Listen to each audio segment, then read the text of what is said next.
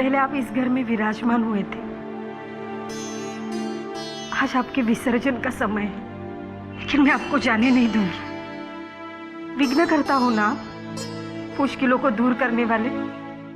आज मेरे जीवन की सबसे बड़ी मुश्किल मेरे सामने खड़ी है। कसम है मुझे मेरे बच्चों की, जब तक मेरे जीवन से ये मुश्किल आप दूर नहीं कर देते, मैं आपका विसर्जन नहीं करूंगी। नहीं जाने दूंगी इस घर से, नहीं जाने दूंगी।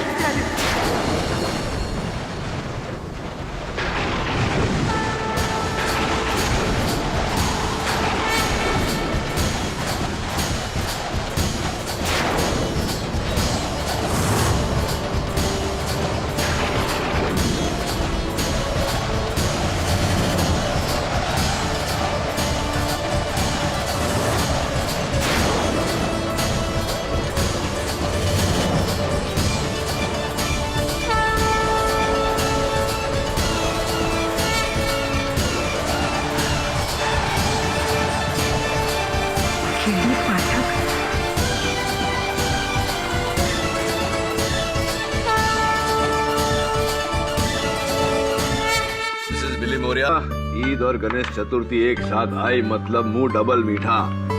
ये देखो, आहा क्या शीर खुरमा भेजा है जुम्मन दर्जी ने।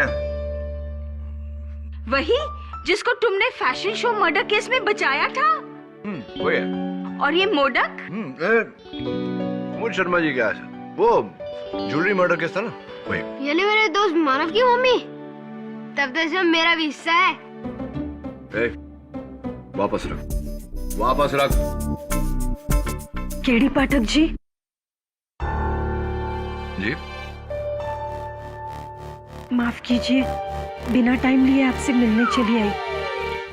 दरअसल मैं बड़ी मुश्किल में हूँ साहब। ले, सबके साथ शेयर करके खा जावा बैठ के। नहीं, जब तक मेरे पति घर नहीं आ जाते मैं इन्हें प्रसाद खाने नहीं दूंगी।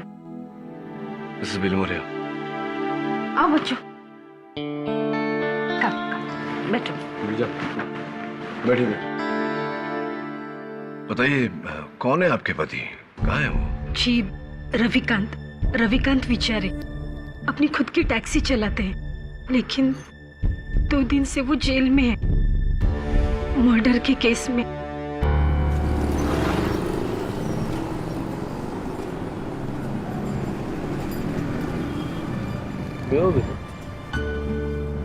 Nice. Sir, you come Mumbai सही टाइम पे। Now it's गणेश उत्सव, हमारा सबसे प्यारा भगवान। भाई यहाँ इसलिए ही आया हूँ, गणेश उत्सव पंडाल का फोटोज खींचने। अरे, you know हिंदी? या भाई ब्रिटिश फोटोग्राफर हूँ और London daily newspaper London times के लिए भी काम करता हूँ। मैं हर साल आता हूँ। क्या बात है साहब, मतलब आप इतनी दूर से?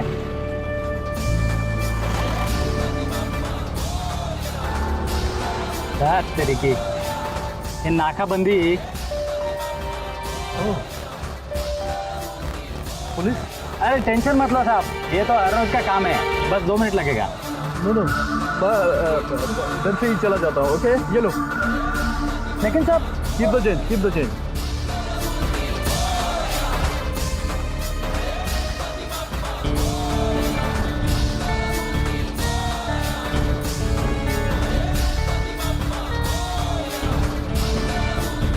रोक उसको, रोक, पकड़। टैक्सी वाले कहाँ भाग रहे? साहब घर जा रहे हैं साहब। कहाँ से दिखा?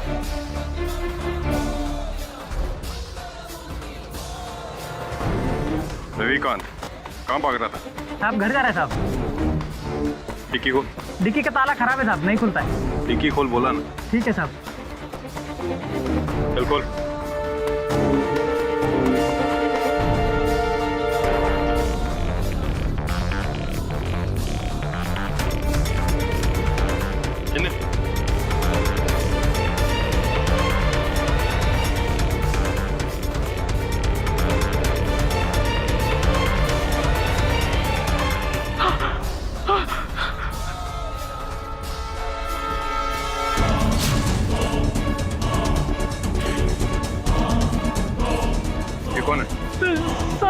पता नहीं कैसे आई मेरी डिक्की में।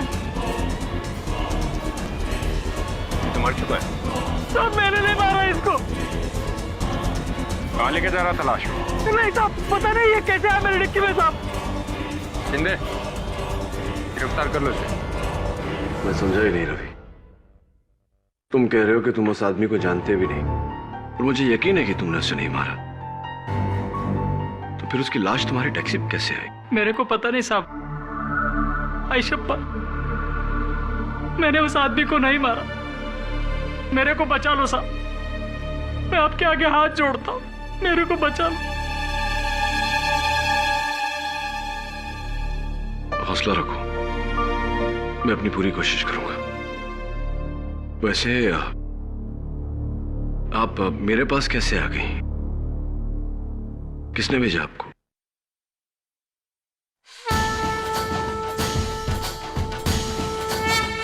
इन्होंने।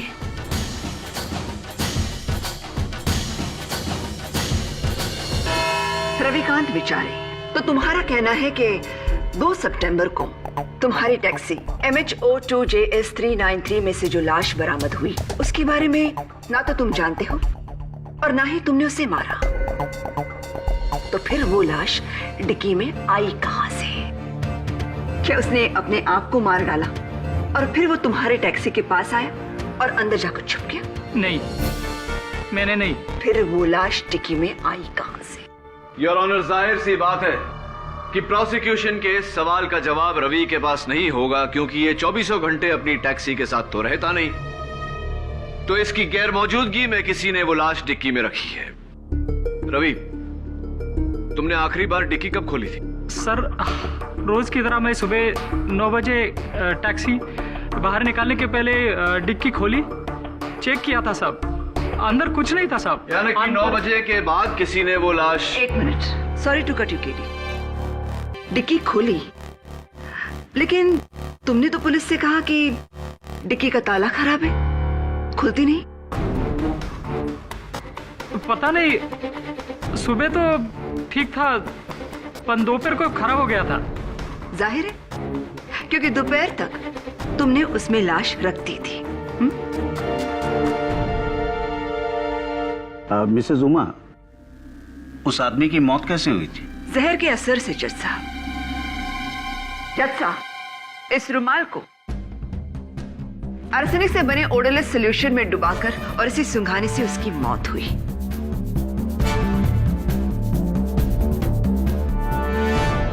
इस शीशी में वो जहर है। पुलिस को ये शीशी उस टैक्सी के ड्राइवर सीट के नीचे मिली, यानी कि कत्ल का हथियार। साहब, देवा शपथ मुझे नहीं पता। ये शीशी मेरे सीट के नीचे कैसे आई? एंड योर ऑनर, इस शीशी और रुमाल दोनों पर रवि की उंगलियों के निशान मौजूद नहीं है। जाहिर है, शीशी पर से उंगलियों के निशान मिटा दिए गए हैं और कपड़े पर निशान आते नहीं।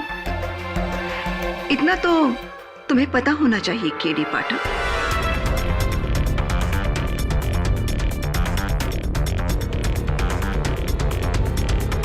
उस आदमी के बारे में कुछ पता चला? मसलन कौन था वो, क्या नाम, पता कुछ? जी जज साहब, मरहूम का नाम दिवाकर चोपड़ा है, दिल्ली का ड्राई फ्रूट ट्रेडर है।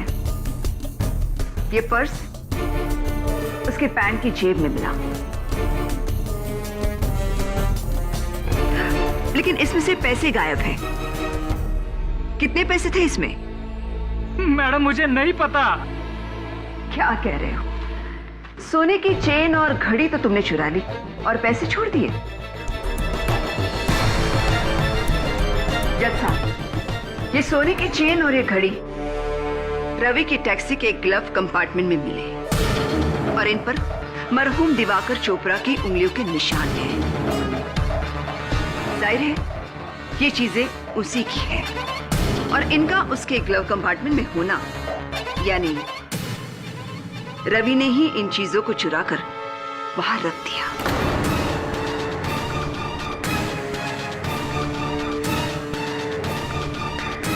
कत्ल से पहले या कत्ल के बाद? माँ बाप, मेरे को नहीं पता। ये चैन, ये घड़ी। तुम्हें पता क्या है रवि? हाँ, इतना तो पता है ना कि तुम्हें अदालत किस लिए लाया गया है, या नहीं पता? नहीं पता है तो मैं तुम्हें बता देती हूँ। तुम्हें लालच आ गया और तुमने अपने निहत्थे पैसेंजर को मारकर उसे लूटा और उसकी लाश तुम ठिकाने लगाने ही जा रहे आई थे। Object your honour. एक सोने की चेन और एक घड़ी के लिए रवि जैसा ईमानदार टैक्सी ड्राइवर अपनी बरसों की मेहनत, अपनी रोजी रोटी और अपने परिवार को दांव पर नहीं लगाएगा। क्यों केडी, क्या इससे पहले कभी किसी टैक्सी ड्राइवर ने कोई जुर्म नहीं किया पैसों के लिए? जज साहब, आज से 12 साल पहले इसी अदालत में मैंने एक केस लड़ा था और जीता भी। Case number 324/99, Jagat Ram Tiwari versus state of Maharashtra, जहां जगत नाम के टैक्सी ड्राइवर को उम्र कैद की सजा हुई थी क्योंकि उसने अपने पैसेंजर के साथ लड़ाई करके उसे छुरा मारा था। कत्ल की वजह 20 रुपए का छुट्टा नहीं था टैक्सी वाले के पास। 20 रुपए। जब 20 रुपए के लिए एक टैक्सी ड्राइवर अपनी रोजी रोटी कत्ल करके दांव पर लगा सकता है, वहां ये घड़ी और सोने की चेन कम से कम 2.5 लाख की होंगी। Silence in the court, please. 2.5 lakh, जो उस कर्जे की रकम है जो रविकांत ने अपनी खोली के लिए ली है।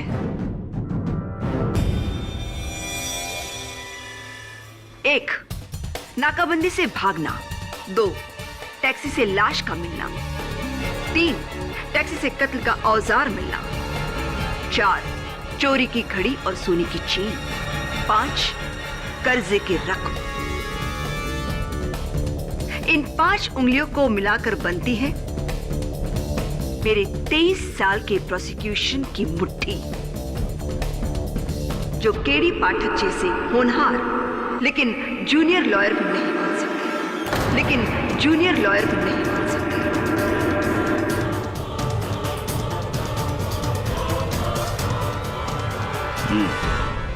प्रोसिक्यूशन का केस बहुत ही मजबूत है केडी। मजबूत है योर ऑनर, लेकिन अटूट नहीं।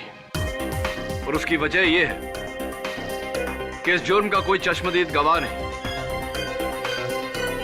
जाहिर सी बात है कि किसी ने यह कत्ल किया और उसके बाद लाश को रवि की टैक्सी की डिक्की में छुपाया। किसने? यही तो पता लगाना है योर ऑनर। उस दिन सवेरे 9 बजे से दोपहर के 3 बजे तक रविकांत की टैक्सी में 3 लोगों ने सवारी की। मैं उन्हें कटघरे में बुलाना चाहता हूं ताकि वो इस केस पे रोशनी डाल सके। क्या तीनों विटनेस मौजूद हैं?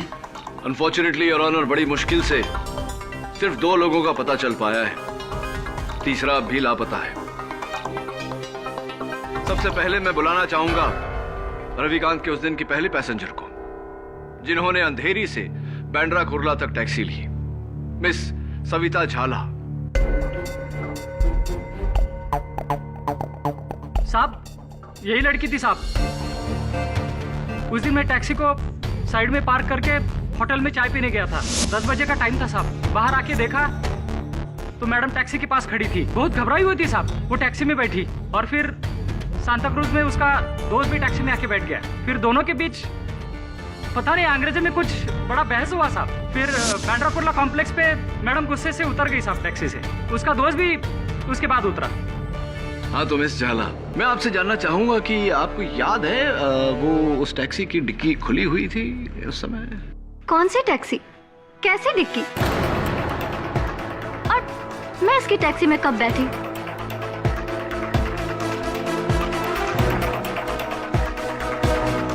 या तो ये आदमी झूठ बोल रहा है या फिर इसे कोई गलतफहमी हुई है। मे बी कोई और लड़की हो।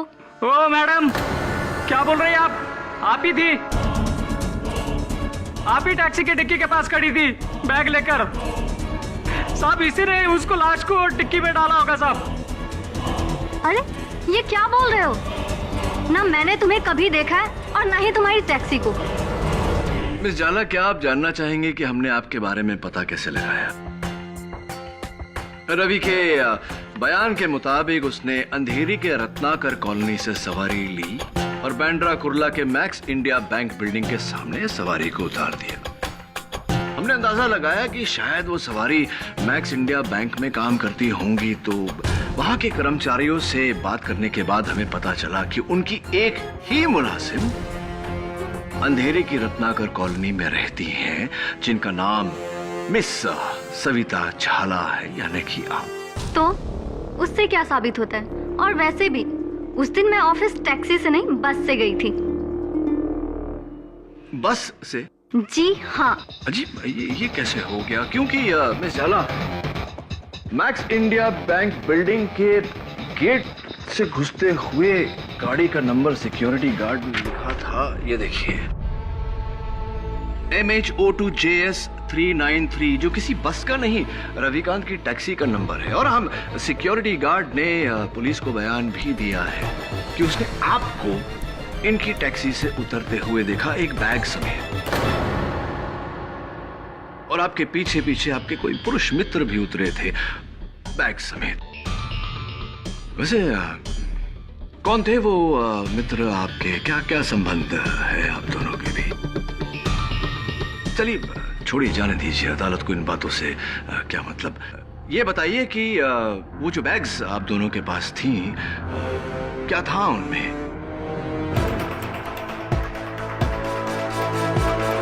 कहीं ऐसा तो नहीं कि आप दोनों का जाती सामान था उसमें और आप दोनों एक दूसरे के साथ भागना चाहते थे?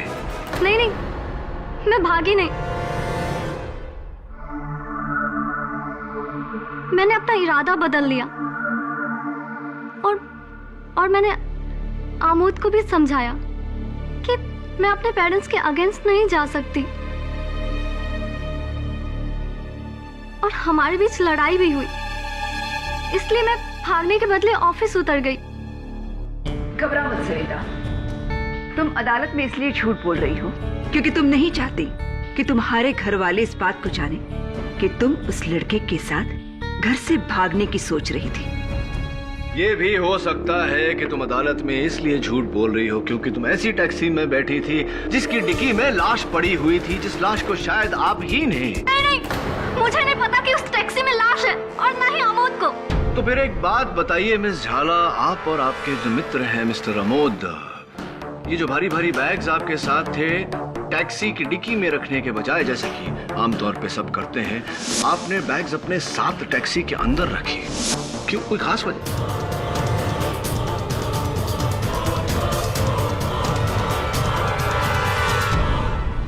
जी, इसका मेरे पास कोई जवाब नहीं है। मेरे सवाल का जवाब शायद ये है मिस झाला कि आप जानती थी कि उस टैक्सी की डिक्की में लाश है जो शायद आपने या आपके मित्र आमोद ने वहां रखी। योर ऑनर, अंधेरे ईस्ट की रत्नाकर कॉलोनी, जहाँ से सविता बैठी, और सैंताक्रूज स्टेशन, जहाँ अमोद बैठे, दोनों ही बहुत बिजी एरिया से। जरा सोचिए, क्या ये पॉसिबल है? एक भारी सी लाश ढोकर कोई डिक्की में रखे और किसी को पता भी ना चले? मैं प्रोसिक्यूशन की बात से सहमत हूँ। मिस सविता की घबराहट उनकी जाती कारणों से होगी। लाश अगर टैक्सी में आई होगी तो इस सवारी के बाद। तुम्हारे पास कोई और गवाह है KD? Yes your honour, Ravikant की अगली सवारी जो टैक्सी में अपना सेलफोन भूल गए थे, जिसके जरिए हमने उनको ट्रेस किया, मिस्टर अभिज्ञान रोहरा। मुझे मालूम था मुझे। तेरी तो टैक्सी का नंबर देखते ही मुझे डाउट हो गया था कि साली पनोती है मेरे लिए। पूरा दिन खराब हो गया तेरे चक्कर में, ऊपर से तूने मेरा मोबाइल भी चुरा लिया। और अब यहाँ खड़ा हूं मैं कटघरे में तेरी वजह से। मिस्टर रोहरा, आपके इस रिकैप के लिए मैं आपका शुक्रिया अदा करता हूं। Thank you. चलिए अब ये बताइए कि आपने रविकांत की टैक्सी कब पकड़ी, कहां से कहां तक? क्या कब और कहां तक के लिए वकील साहब? 12 साढ़े 12 बजे का टाइम था। मैंने इसकी टैक्सी बांद्रा रेक्लेमेशन से पकड़ी और इससे कहा कि मुझे वाशी जाना है, नवी मुंबई। क्यों वाशी? क्यों वाशी? क्यों मतलब क्या वकील साहब? अरे भाई, मेरी फैक्ट्री है वहां पर। तो फिर आप तकरीबन 1 बजे बीच रास्ते में, यानी कि साइन में ही उतर गए। क्यों उतर गए? उतरा नहीं वकील साहब, सायन पर ही इसकी खटारा टैक्सी का टायर पंचर हो गया। अब मैं क्या इसके पंचर चिपकाने का इंतजार करता? मैंने तो इसे आधे पैसे दिए और इससे जान छुड़ा ली। मिस्टर रोहरा, पूरी ड्राइव में आपको टैक्सी की डिक्की में से कोई आवाज सुनाई दी? हाँ, आवाज तो आई।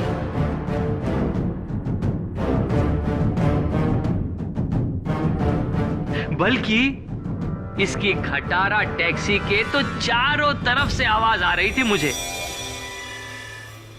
अरे अंजर पंजर ढीले हो गए इसके खटारा के, इसलिए मैं तो खुशी खुशी जान छुड़ा ली। और इसी खुशी में आपका सेल फोन, आपका मोबाइल फोन जो है वो टैक्सी की सीट पर ही रह गया। हाँ, और इसने मेरा फोन मुझे लौटाया भी नहीं। वो तो अच्छा हुआ वकील साहब जो आपका मुझे फोन आ गया और मेरा सेल मुझे वापस मिल गया। Point to be noted your honour, Ravikant बेचारे का फोन वापस ना करना बेईमानी की निशानी है। मैडम मैंने फोन को देखा तक नहीं, ताई शपथ। एक बात बताइए मिस्टर रोहरा, आप तो टैक्सी की बैक सीट पर बैठे थे। हाँ, तो फिर ऐसा कैसे हुआ कि पुलिस को आपका फोन टैक्सी की फ्रंट सीट पर से मिला? हाँ, कहीं ऐसा तो नहीं कि आप सीट के ऊपर ऐसे झुके थे आगे की तरफ ग्लव बॉक्स तक पहुंचने के लिए? मिस्टर पाठक, फोन आगे की सीट पर इसलिए था क्योंकि रविकांत ने उसे अपने पास रखा था। हाँ, इसी ने रख लिया होगा, चोर कहीं का। और अब तो खूनी भी। रविकांत ने खून किया, घड़ी चुराई, चेन चुराई, मोबाइल चुराया। This is absolutely ridiculous. Mister Rohra, ये कमर में पट्टा, क्या आपके कमर में प्रॉब्लम है? नहीं, गर्दन में प्रॉब्लम है। Order order. मिस्टर रोहरा, सवाल का जवाब सीधे तरीके से दीजिए। जज साहब, मालिक, अगर मैंने पट्टा कमर में बांधा है तो तकलीफ भी कमर में ही होगी ना? नहीं, अगर आपको थोड़ा भी डाउट है तो आप मेरी मेडिकल रिपोर्ट चेक कर सकते हैं। देख चुके हैं। फिर?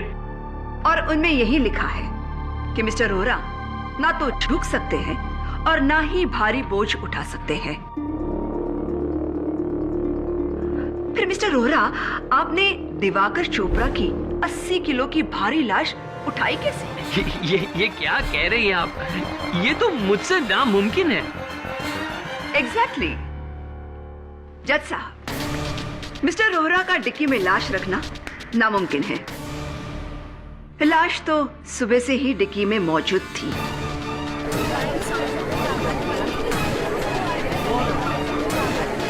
साइलेंस। और इस बात को साबित करने के लिए कि सिर्फ रविकांत बेचारे जानते थे कि गाड़ी की डिक्की में लाश है, मैं अपने अगले गवाह को बुलाना चाहती हूँ। गजानन नाइक। नमस्ते माई बाप। योर ऑनर, ये वही मैकेनिक है जिसने रविकांत के टैक्सी का टायर ठीक किया। राइट गजानन? जी। घबराओ मत, तुम्हें कोई कुछ नहीं कहेगा। तुम सिर्फ इतना बताओ कि वो टायर तुमने कब और कहां ठीक किया। जी सर। मैडम। जी जी, माफ करिए मैडम, मेरी अपनी पंचर की दुकान है विनायक टायर शॉप के नाम से, जो सायन में गणेश मंदिर के पास है। ये आदमी मेरी शॉप में अपनी टैक्सी लेके आया। उसके टैक्सी का पिछला टायर पंचर था। वो पंक्चर टायर लेकर तुम्हारे पास आया? जज साहब, नॉर्मली जब टायर पंक्चर होता है तो सबसे पहले डिक्की खोली जाती है और फिर स्टेपनी को निकालकर उस पंक्चर टायर की जगह फिट किया जाता है। तुमने ऐसा क्यों नहीं किया रविकांत? मुझे लगा बस 2 मिनट पे पंक्चर वाला है, तो इसके लिए मैं मगजमारी क्यों करूं? या फिर इसलिए क्योंकि तुम डिक्की नहीं खोलना चाहते थे?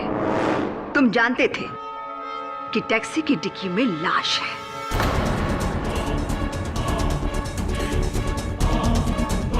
गजानन, जाहिर है तुमने तो डिक्की खोली होगी जैक निकालने के लिए। नहीं नहीं मैडम, इसने मुझे रोक दिया। इसने कहा कि मेरी डिक्की का लॉक खराब है, खुलेगा नहीं। तो फिर मैंने अपने जैक से गाड़ी को ऊपर उठाया। इसने तुम्हें भी डिक्की खोलने नहीं दी? माँ बाप, मेरा यकीन कीजिए, वो लॉक पहले से ही खराब था। तुम्हारा नसीब खराब है रविकांत, जो तुम्हारा जुर्म पकड़ा गया। ना तो तुमने खुद डिक्की खोली, ना किसी को खोलने दी, क्योंकि तुम जानते थे कि उस डिक्की में लाश है। नहीं, मुझे नहीं पता था। तो फिर वो लाश आई कहां से? जादू से? बताओ रविकांत, लाश आई कहां से? Calm down Mrs Dixit, calm down. Your honour, Ravikant ने हमें बताया कि उस दिन इसकी टैक्सी में 3 लोगों ने सवारी की। तीसरा एक अंग्रेज जब इसकी टैक्सी तक आया तब ये होटल में खाना खा रहा था। टैक्सी के आसपास कोई नहीं था। उस अंग्रेज का कुछ अता पता है तुम्हारे पास? योर ऑनर, टैक्सी में बैठने से पहले कोई अपना कांटेक्ट नंबर नहीं देता। उसे कैसे तलाश करूं? ये तुम्हारा प्रॉब्लम है केडी। या तो उस आदमी को ट्रेस करके इस कत्ल से जोड़ना होगा तुम्हें, या फिर इसमें हार माननी होगी। घबरा मत केडी, अपने सीनियर से हारने में कोई शर्म की बात नहीं।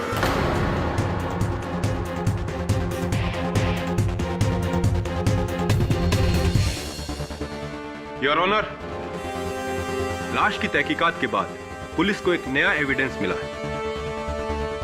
उस आदमी का नाम दिवाकर चोपड़ा नहीं, बल्कि मनु नागपाल है।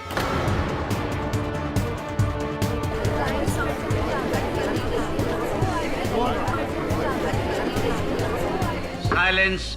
मनु नागपाल, जो एक वांटेड क्रिमिनल था, जिसकी पुलिस को ड्रग स्मगलिंग के 9 अलग अलग केसेस में तलाश थी।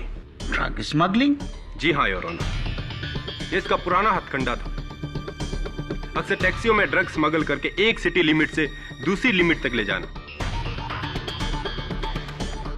पुलिस को आरटीओ की मदद से ऐसी 5 टैक्सियों के नंबर मिले हैं। उनमें से एक टैक्सी का नंबर है MH02 JS393, रवि विचारे की टैक्सी।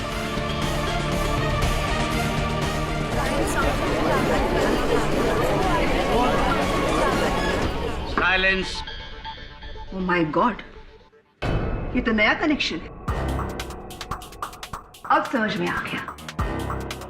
वो बॉस, तुम मुलाजिम। जरूर कमीशन को लेकर झड़प हुई होगी। नहीं साहब, मैडम, ये टैक्सी मैंने 2 महीने पहले किसी दूसरे से खरीदी थी। अब तो तुम दोनों तरफ से फंस गए हो रविकांत। एक तरफ मर्डर तो दूसरी तरफ ड्रग्स स्मगलिंग। योर ऑनर, इस नए एविडेंस ने इस केस पर नई रोशनी डाली है। एक ड्रग स्मगलर के हजारों दुश्मन हो सकते हैं, कोई भी मार सकता था मनु नागपाल को। मैं चाहता हूं कि इस केस की छानबीन करने के लिए मुझे थोड़ा और समय दिया जाए। हो सकता है कि इस दौरान मैं उस अंग्रेज को भी ढूंढ निकालूं। ठीक है, यह अदालत अगली सुनवाई तक मुलतवी की जाती है। The court is adjourned for the day.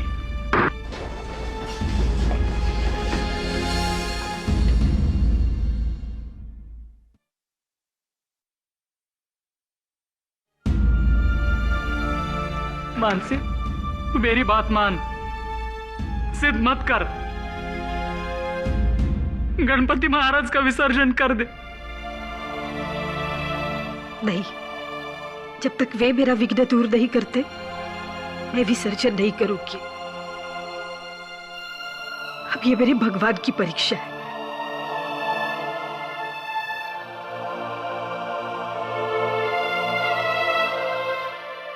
Ganesh ji के साथ साथ ये मेरी भी परीक्षा है। वरुण, अगर मैं ये केस हार गया तो मानसी का भगवान पे से विश्वास उठ जाएगा। केडी सर, जितना मैंने इस केस को स्टडी किया, मेरा पूरा डाउट उस अंग्रेज पर है। वो पुलिस को देखकर ऐसे भागा था जैसे गाय के सर से सींग। आई एम वेरी श्योर उसी ने उस लाश को टैक्सी में डाला होगा। हाँ, लेकिन एक अंग्रेज टूरिस्ट को इस शहर में ढूंढेंगे कैसे? ये भी पता नहीं कि शहर में होगा या नहीं। रवि ने क्या कहा था वो? मैं एक ब्रिटिश फोटोग्राफर हूँ और London daily newspaper London times के लिए भी काम करता हूँ। फोटोग्राफर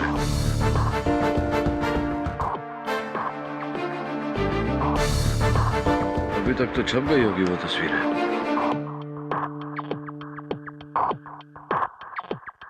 मिल गया, ये देख, London times.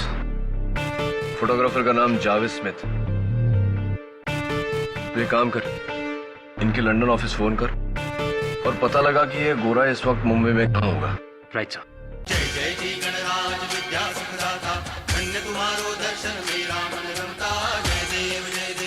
Your honour, mister Javed Smith एक ब्रिटिश फोटोग्राफर है और इस केस की आखिरी कड़ी रविकांत के टैक्सी की उस दिन की आखिरी सवारी। तो मिस्टर स्मिथ, और ये हिंदी बोल लेते हैं आप? No, I don't know Hindi at all. फिर तो योर ऑनर इन्हें फांसी का फरमान इंग्लिश में ट्रांसलेट करके सुनाना पड़ेगा। फांसी? मैंने कुछ नहीं किया।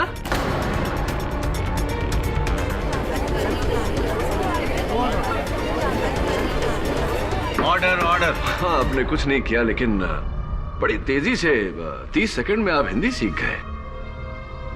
क्या माइंड है आपका?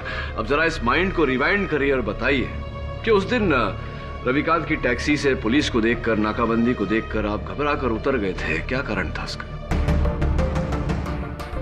नहीं, मुझे लेट हो रहा था तो मैं वहां से पैदल गया। आपका ये बैकपैक पुलिस ने आपके होटल रूम से बरामद किया तो उसके पॉकेट से कुछ बू आ रही थी और लैब टेस्टिंग से पता चला है योर ऑनर की वो बदबू चरस की थी। इसके बारे में आप क्या कहना चाहेंगे? Yes, you are right. मेरे बैग में चरस था।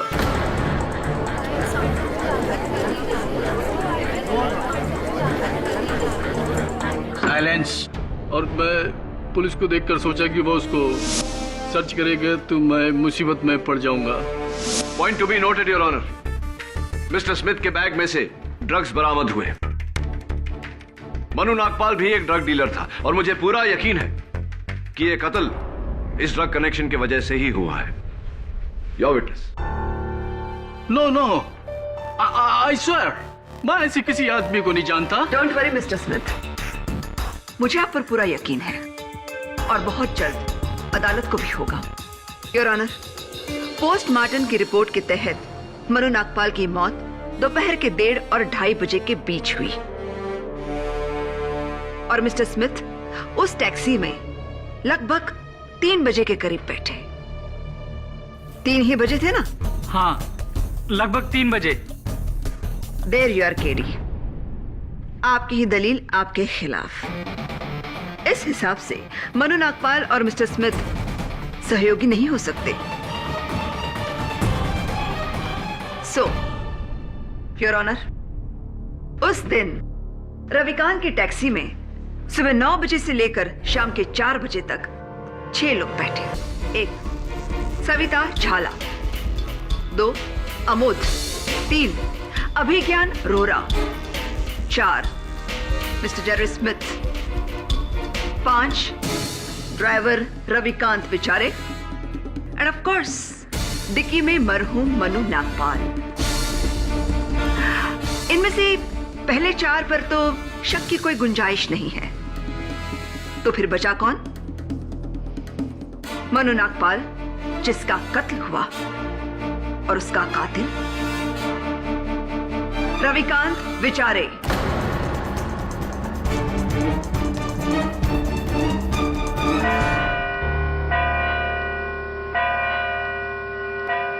The court is adjourned for the day.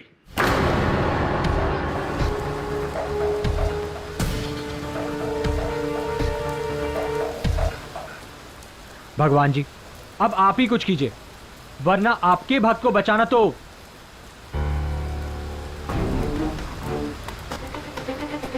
चाबी? इंस्पेक्टर दवे, चाबी।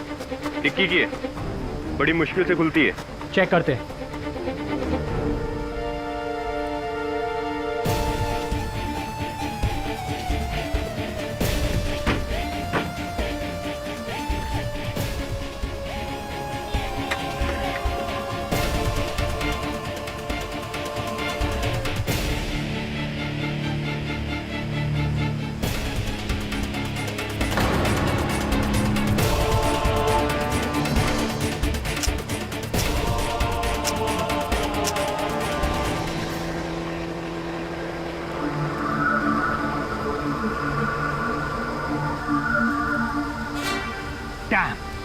फिर से पंच। विनायक टायर शॉप, ये तो वही टायर शॉप है जहां पर रवि की गाड़ी ठीक हुई थी। ये गणपति बप्पा मोरया। अरे भाई सुनो, तुम वही हो ना जिसने वो टैक्सी ड्राइवर रवि बेचारे के केस में गवाही दी थी? हाँ साहब, लेकिन आपको कैसे पता साहब? इतना घबरा क्यों रहे?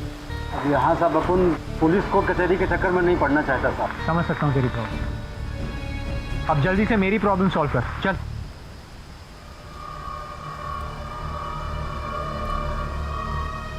चलो साहब। तो ये है फसाद की जड़, एक कील। आप तो लगी हो साहब कि आपके टायर से एक कील मिला साहब।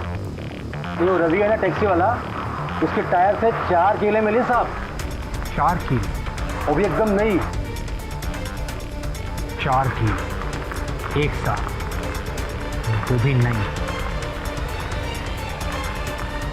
Ganpati Bappa love you. Your honour, ये कुछ तस्वीरें हैं रविकांत के टैक्सी के डिक्की के अंदर के हिस्से की, जहां लगे हुए खरोचों से साफ जाहिर होता है कि किसी ने डिक्की को अंदर से खोलने की कोशिश की थी इस स्क्रू ड्राइवर का इस्तेमाल करके।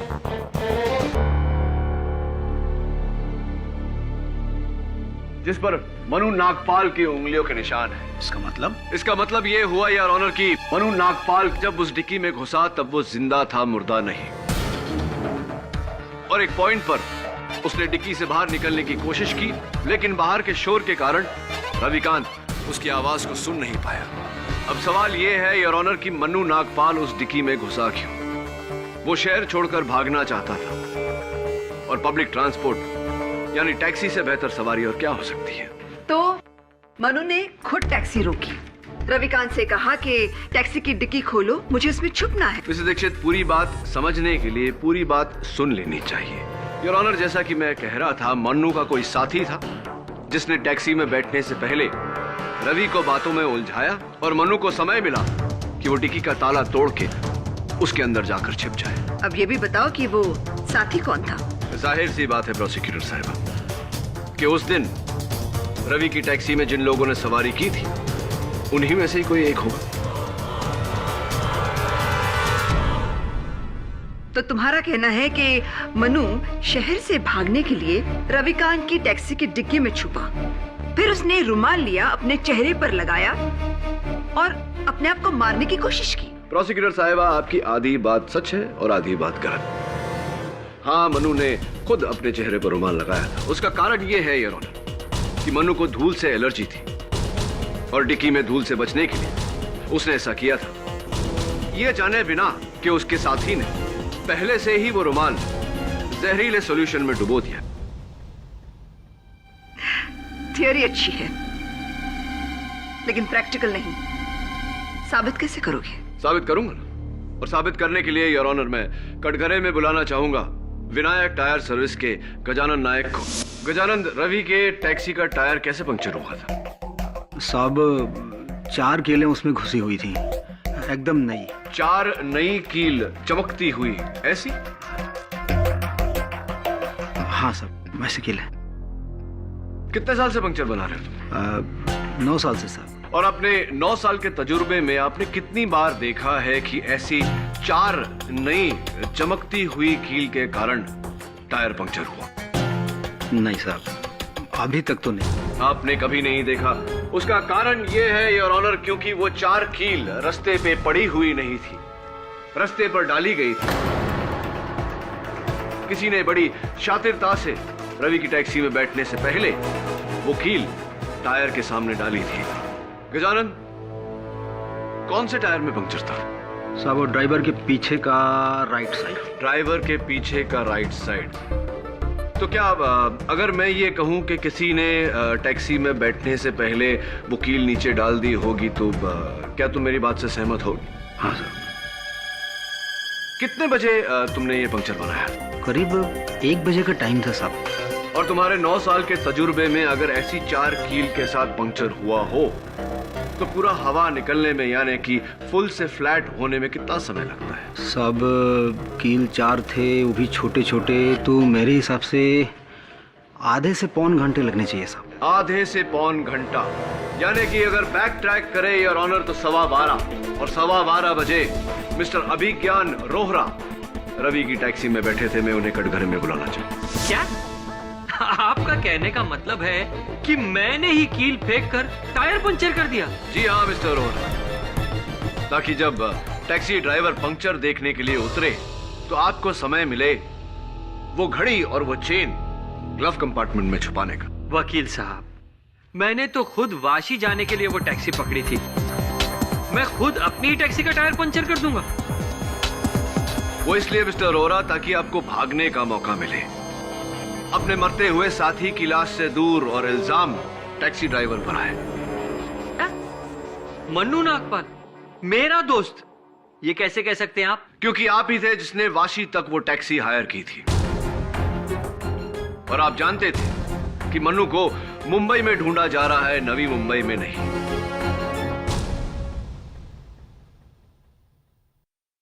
देखिए, मेरा और मन्नू नागपाल का कोई कनेक्शन नहीं है। मैं जा रहा था अपने जूतों की फैक्ट्री में जो वाशी में है। आप चाहे तो मेरे स्टाफ से पता कर सकते हैं। पूछा हमने, और आपके स्टाफ का साइंड स्टेटमेंट है जज साहब की टेबल पर जो ये कहता है कि आप उस दिन अपने फैक्ट्री गए ही नहीं।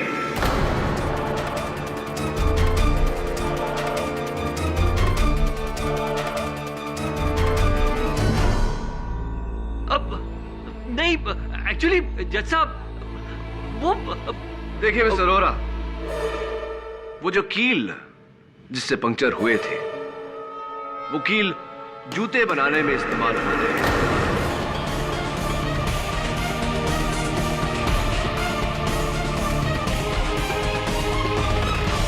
बिल्कुल वैसे ही कील आपकी फैक्ट्री में भी इस्तेमाल होते हैं मिस्टर रोहरा। आपका खेल खत्म हो गया। आप जुर्म कबूल करते हैं या मैं जज साहब को वो तस्वीरें दिखाऊं? मैं आपसे कितनी बार कहूं कि मैं उससे नहीं जानता था। आप मन्नू नागपाल को नहीं जानते? जी नहीं। कभी नहीं मिले? नहीं। ये कुछ तस्वीरें हैं योर ऑनर। मिस्टर रोहरा और मिस्टर मन्नू नागपाल की एक साथ में ड्रिंक लेते हुए।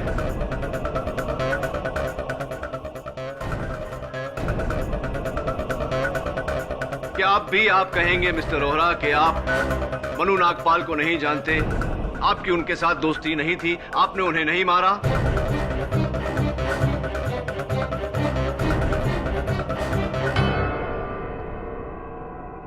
हाँ, मैंने ही मन्नू नागपाल का खून किया है।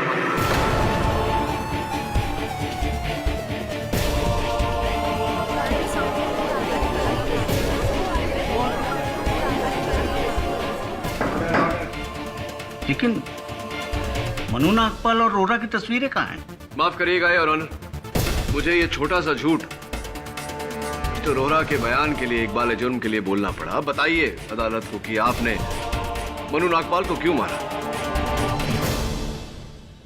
मन्नू नागपाल एक ड्रग स्मगलर था और मैं उसके इस धंधे में उसके बराबरी का पार्टनर। मेरे मन में लालच जागा। मैंने चाहा कि मैं वो पूरा का पूरा बिजनेस अकेला हथिया लूं। मैंने मन्नू नागपाल को मारने का फैसला किया। मैंने एक प्लान बनाया। जिस गाड़ी से हम लोग जाने वाले थे उस गाड़ी को मैंने खराब कर दिया और मैंने उससे कहा कि टैक्सी से चलते हैं। बांद्रा के एक सुनसान रास्ते पर मैंने इसकी टैक्सी रोकी और इसके साथ वाशी तक के पैसों को लेकर बहस में लग गया।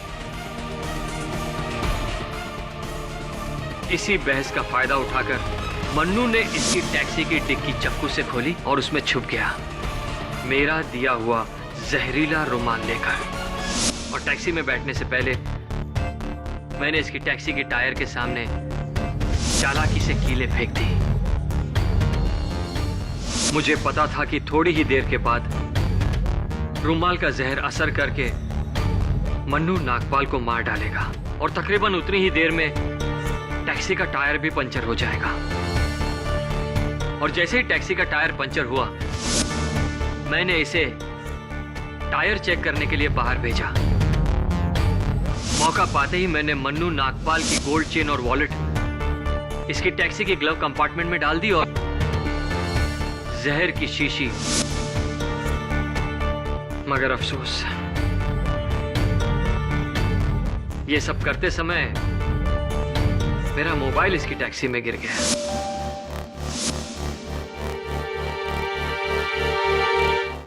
ये अदालत अभिज्ञान रोहरा को मनु नागपाल के कत्ल के जुर्म में दोषी पाते हुए हिरासत में लेने का हुक्म देती है और रविकांत बेचारे को बाइज्जत बरी करती है।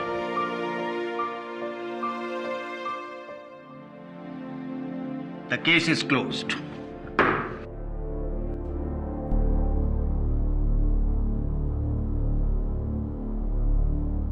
Congratulations kid. थैंक यू, बहुत बहुत बधाई हो। अरे क्या हमारे लिए आप भगवान हो। ऐसा मत बोलिए, नहीं तो वो मुझसे रूठ जाएंगे। वैसे भी ये केस तो बाप्पा ने ही सॉल्व किया है। पापा ने? वो कैसे? हाँ, आप देखिए ना, मेरे असिस्टेंट की बाइक बिल्कुल गणेश मंदिर के सामने खराब हुई और सबसे अहम गवाह इस केस के गजानंद विनायक टायर सर्विस वाले, ये गणेश जी के दूसरे नाम ही है। आपकी प्रार्थना सफल हो गई, इसीलिए तो उन्हें विघ्नहर्ता कहते हैं।